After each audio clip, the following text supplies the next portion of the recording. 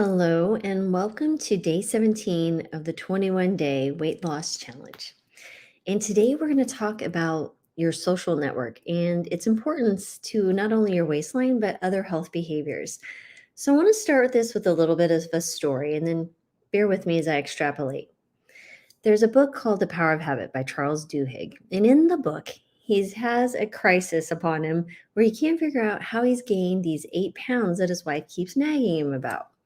So he starts on an adventure of trying to figure out why he keeps wanting to eat a cookie at around 3 o'clock every day. Now, I may have some of the specifics on the time and stuff, but I knew it was somewhere in the afternoon. And in his series of experiments, he, for example, before he goes to get the cookie, he'll eat an apple and then determine if he's still hungry. So it wasn't because of hunger or these different things. But after many iterations of different types of experiments, what he came to find out was that the reason he was eating the cookie every single day at 3 p.m. was because he was lacking or searching for that social connection with his peers. So, where did they hang out? They hung out in the cafeteria. And what happens to be in the cafeteria? Well, ultra processed foods like cookies that are easy to nibble. And when you're in the process of talking and doing things that your peer group are doing, he started gaining significant amount of weight. So what does that all have to do with describing is your weight contagious? Well, there's a really interesting thing called the contagion theory, and especially particular social contagion theory. And there's a book called Social Contagion by Dr. Nicholas Christakis. Worth a read. It's kind of a thicker book. I tried to get him on the podcast before, but he was unable to um, allow himself to be on my podcast. I'm not one of the big dogs, so anyway, the book is still a fascinating read because it was kind of my first insight to understanding how someone I don't even know could have an effect on my health. For example, let's say that your spouse goes to work and his coworkers have every single day some type of pizza for lunch. They go out, they have a good time together, but they're eating unhealthy foods. Your husband gains weight. And then he comes home because he's still wanting some of that type of food. So maybe he brings home dinner. He goes, "Oh, I brought us dinner." And he drove through some fast food, Taco Bell, Burger King, it doesn't matter. So now you're consuming the food because your husband had been exposed to his coworkers eating this food. Now, the opposite could occur. Let's say that your husband's coworkers are all on a health kick and they're eating healthy salads and they're encouraging each other to move. Your husband's going to feel better. He's going to come home and say, "Hey, I want to keep up this great thing I'm doing at work. Let's go exercise. Let's eat healthy. Let's go shopping and make some healthy meals at home." So that's how, 2, 3 degrees away from you, people you may not even know can affect your health. And so I wanted to speak to the importance of taking care of your social network and investing not only in yourself, because you're a piece of that social network, but investing in others in your social network. Because if you're modeling a certain type of behavior, others are going to be watching and potentially doing exactly what you're doing because they see the benefit in your life. So don't ever think just because you choose to care for yourself that others aren't going to benefit. Of course, we understand you'll be more present and have healthier attitudes and less anxiety, less stress, which will cultivate healthier relationships. But I wanted to speak to this piece in particular. Let me pull up my notes here on just kind of the research when you look at social contagion. First of all, there's an impact on the community and health outcomes. So you have, social support, right? So strong community ties provide social support, which has been linked to better mental and physical outcomes. Social support can reduce the impact of stress. It improves your coping capabilities and it increases a sense of belonging. But at the end of the day, that's why we join certain tribes, certain social groups. Like remember back in high school, we all were searching for our people. And that doesn't go away as we get older. Also, health behaviors. So communities influence health behaviors, right? For example, if a community values physical activity, they have parks, they invest in sidewalks, they make their community more walkable. Its members are more likely to engage in exercise. Similarly, communities that have a culture of smoking or unhealthy eating can negatively influence their members' behaviors. Also, it's really important to understand there's access to resources, right? So, communities can affect health outcomes by providing or failing to provide access to things such as healthcare, healthy food, rec facilities, and education. There's no perfect way to do this, but I think the blue zones have a really interesting blueprint of what they're trying to do in different types of cities across the country. So definitely check it out if you haven't watched the Blue Zones documentary series with Dan Buettner. I'd highly encourage it. It's on Netflix. Really, really fascinating. Then let's just talk a little bit more specific to contagion theory in health in and of itself. So first of all, behavioral contagion, right? So research suggests that behaviors related to health can spread through your social networks. This includes things like positive behaviors, right? Quitting smoking, exercising. Remember your coworkers or your husband's coworkers are walking. Maybe your husband starts walking too, which encourages you to start walking, as well as negative ones like overeating or substance abuse.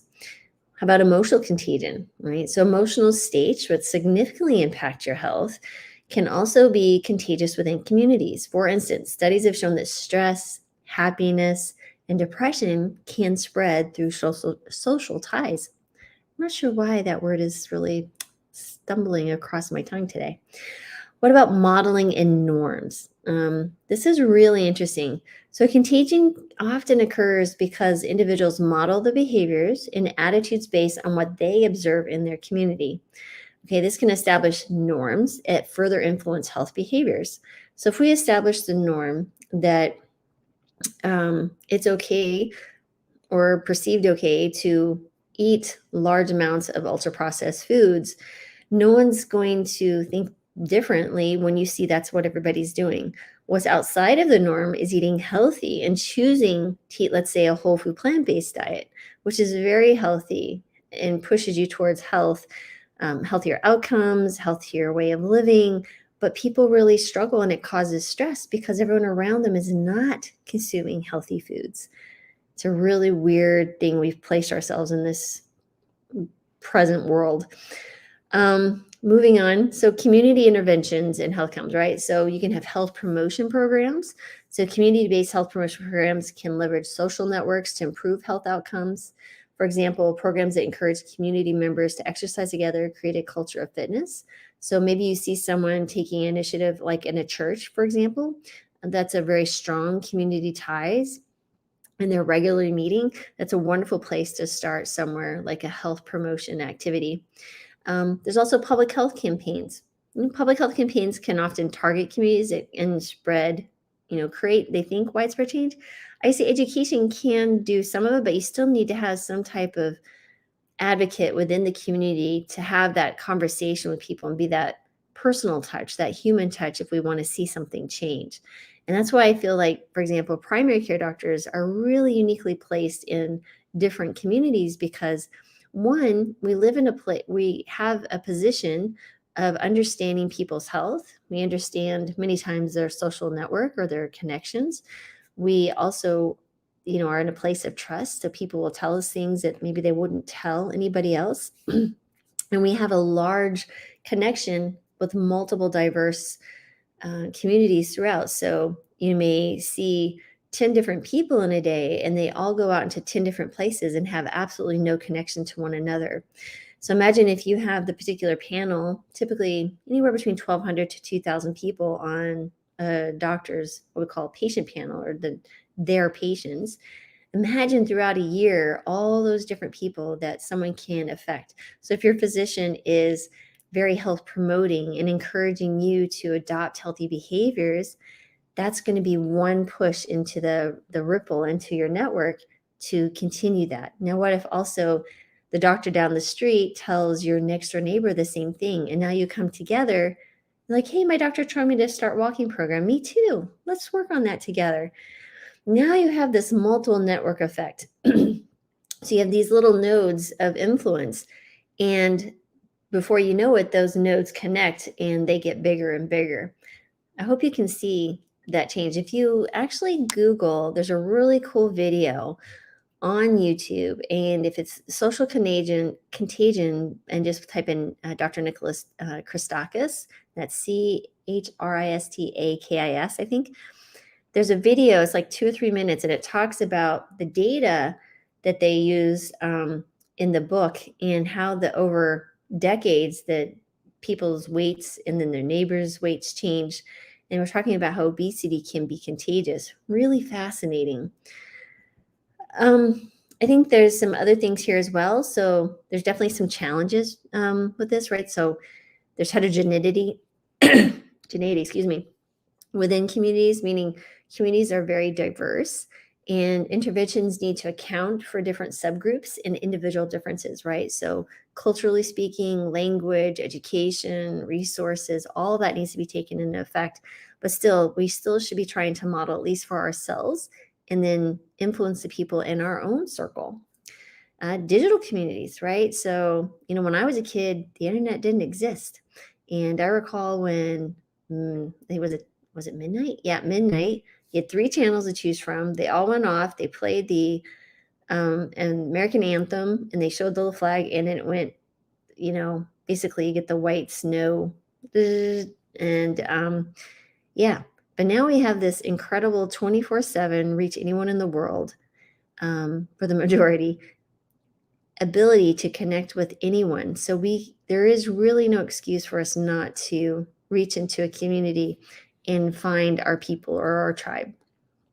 And if we want to go a little bit higher, I think there's role for policy and environment. So structural factors, community health is really influenced by a few different things like socioeconomic status, education, environmental conditions, and policies that address these determinants are really crucial if we want to see things improve in our communities. But again, it doesn't have to start from the top. It can start from the bottom with literally what you choose to do in your day-to-day life. So, what would be our challenge today? Let me pull that up here. And I think really it's important. Let's just start with connecting with like-minded people in your community. So maybe research some health-focused group. Maybe there's meetup groups. Maybe there's someone at your YMCA, your local rec center. And, think about how you can join. Maybe it's a yoga class. Maybe it's a hiking group. It doesn't matter. Whatever thing you might enjoy, dancing. And then really just become an active participant. Go to a session or two, have a discussion, try to connect with people who are like-minded. And then for the writing aspect, I'd really love to encourage you to, really reflect on the community interaction. How did that work for you? Can you describe the community you were engaged in? Did you feel energized by that? How did you feel depleted or struggling?